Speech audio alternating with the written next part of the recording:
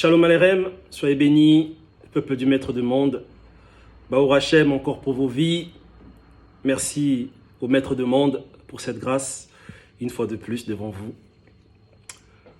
Plein de brachot dans vos vies, plein de brachot.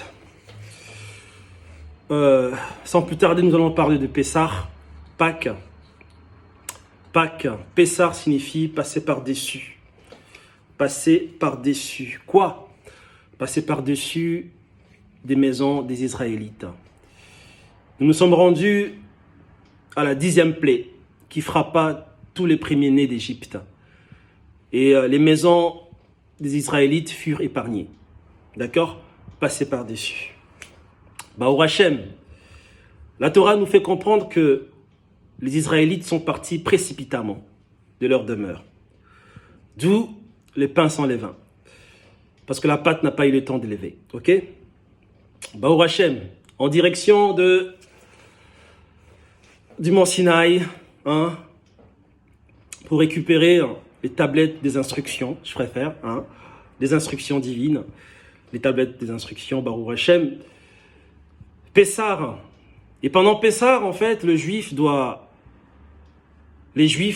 de Torah n'est pas avoir ce qu'on appelle du hamet, contenir du hamet, ne doit pas manger du hamet, doit nettoyer chez lui, regarder tous les 4 coins de chez lui, nettoyer sa voiture, nettoyer chez lui, enlever tout ce qui est hamet.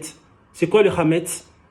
Le hamet, c'est tout aliment ou toute boisson qui est fait à base de blé, de l'orge, d'avoine, seigle et peutre, qui est fermenté et considéré comme du hamet. Par exemple, du pain, des pâtes, toute boisson alcoolisée, du whisky par exemple, considéré comme du hamet. Et les Juifs ne doivent pas ni en posséder pendant Pessah. Avant la fête de Pessah, les Juifs doivent tout débarrasser, ne doivent pas en posséder, ne doit pas en consommer et ne doit pas en tirer profit. Baou Hachem, la Torah traite ces sujets avec 4 commandements, 4 mitzvot, qui traitent ces sujets concernant le hamet, l'interdiction du hamet. Il est question de 3 mitzvot qui sont négatives dans la Torah concernant l'interdiction du hamet. Et il y a une mitzvah qui est une prescription qui est positive. Sans plus tarder, nous allons lire dans Exode au chapitre 13. Vous allez lire dès que vous avez le temps. Exode chapitre 13, verset 3, Xémo 13, 3, qui dit « Et tu ne mangeras pas du hamet. » Tu ne mangeras pas du hamet. Nos sages nous disent de cette mitzvah découle un autre. Car si nous lisons dans Exode chapitre 12 verset 20, chapitre 12 verset 15 aussi, nos sages nous disent que de cette mitzvah qui est une halakha appelée le Issour Harila, qui concerne le fait de ne pas consommer, découle encore l'interdiction du Issour Hana, qui concerne le fait d'en tirer profit. Ok? D'en tirer profit. Donc les juifs ne doivent non seulement en manger, mais en tirer profit également. Exode chapitre 12, verset 19, il est dit qu'on ne trouve point dans vos demeures, dans le demeure du juif, dans le demeure de l'homme de Torah, du hamet. Il est dit aussi dans Exode chapitre 13, verset 7, qu'on ne voit pas chez toi l'homme de Torah, le juif du hamet. Voici les 3 mitzvot négatives concernant l'interdiction du hamet. Enfin vint la 4e, qui est une mitzvah plutôt positive, une prescription, dont le maître de monde nous demande de supprimer tous les hamet de chez vous, de vos demeures. Comment pouvons-nous comprendre cela? Baruch Hashem. Comment pouvons-nous comprendre cela? Dans la vie, nous devrons savoir que le véritable Hametz que nous devons supprimer aujourd'hui, que nous devons avoir la capacité d'anéantir, d'enlever, de supprimer, qu'on ne voit pas chez toi le Hametz, qu'on ne trouve pas chez toi le Hametz. Tu supprimeras le Hametz. Le véritable Hametz qu'on doit supprimer de nos vies, c'est notre orgueil, c'est notre colère. Si nous devons travailler sur nos mauvais traits de caractère,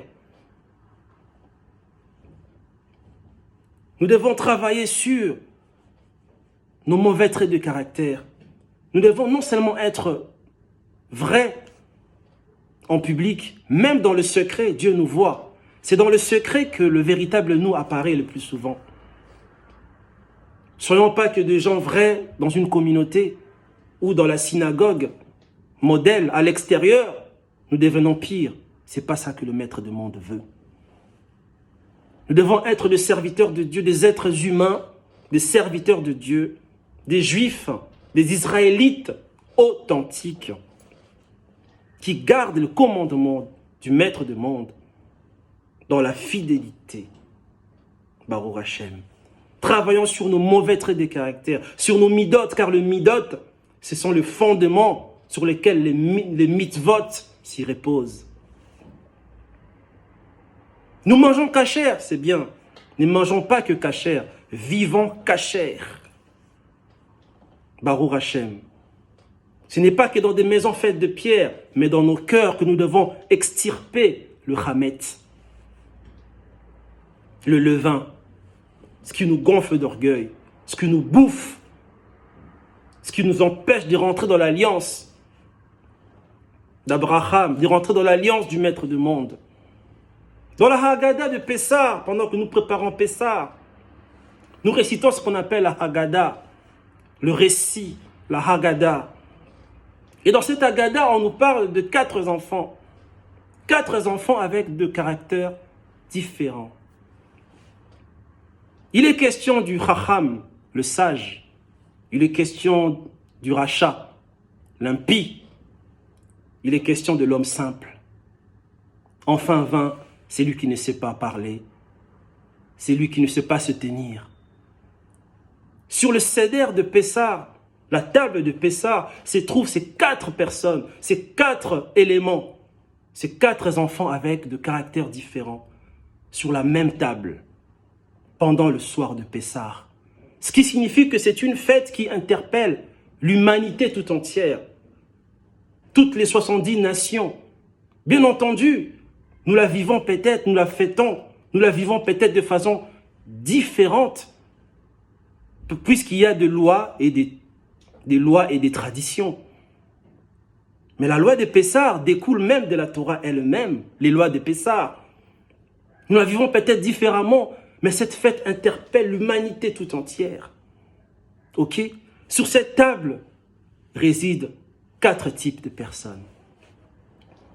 Le Maître du monde nous considère tous ses enfants. Il nous aime d'un amour inconditionnel. Baruch Hashem pour cela d'ailleurs. Baruch Hashem. Vous savez,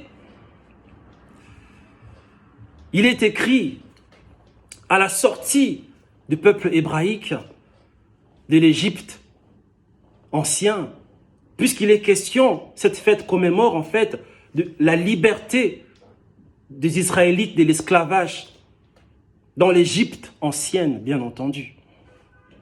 La liberté, de l'esclavage à la liberté, des ténèbres à la lumière. Nous devons vivre ça, cette liberté, chaque instant de nos vies. Vivre cette liberté dans notre famille, au quotidien, au travail, partout où nous sommes. Être des personnes affranchies.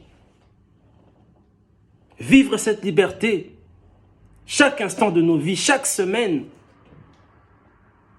Se vaincre soi-même, c'est ça la vraie liberté. De ne pas marcher tout le monde avec des pensées, dans une pensée, dans l'uniformité des pensées, comme des moutons qui vont à l'abattoir Non, sortir du conditionnement de ce monde. Devant l'adversité, les épreuves de la vie. Resteras-tu fidèle? Restes-tu fidèle? Devant les épreuves, la souffrance, l'adversité, quel est ton comportement? Tzaddik, quel est ton comportement? Quels sont nos comportements, tzaddikim? Pessar, la victoire, la liberté de l'esclavage, de ce qui nous range de l'intérieur, de ce qui nous emprisonne en Égypte, dans l'idolâtrie, dans le péché, le comportement. Comme je disais tout à l'heure, dans cette table des Seder, se trouvent 4 types de personnes. 4 types de personnes. Nous vivons cette fête différemment, mais n'oubliez pas une chose. Lorsque le peuple israélite sont sortis de l'Égypte, il y a eu un autre peuple qui s'est joint à eux. Dans Exode chapitre 12, verset 38, nous voyons cela. Mais nos sages nous éclairent sur le sujet. Il est question des Égyptiens qui sont venus avec eux, les Erev Rav, qu'on appelle les Erev Rav. Ils décidèrent, ils avaient cette volonté de vouloir avoir aussi ce qu'on appelle la Brit Mila, la circoncision, afin de pouvoir prendre part au Korban Pessah. Baruch Hashem. Sur cette table, 4 types d'individus, 4 types d'enfants, 4 caractères différents dont on trouve aussi dans ce monde.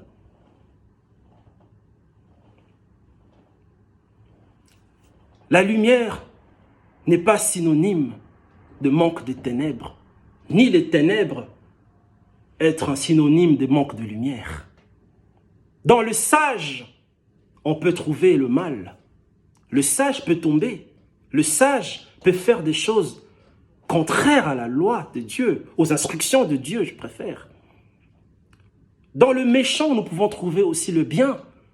Le maître du monde peut utiliser le méchant, celui qui est méchant aux yeux du monde, pour faire le bien, pour être un canal de bénédiction pour toi et moi, mon frère, ma sœur.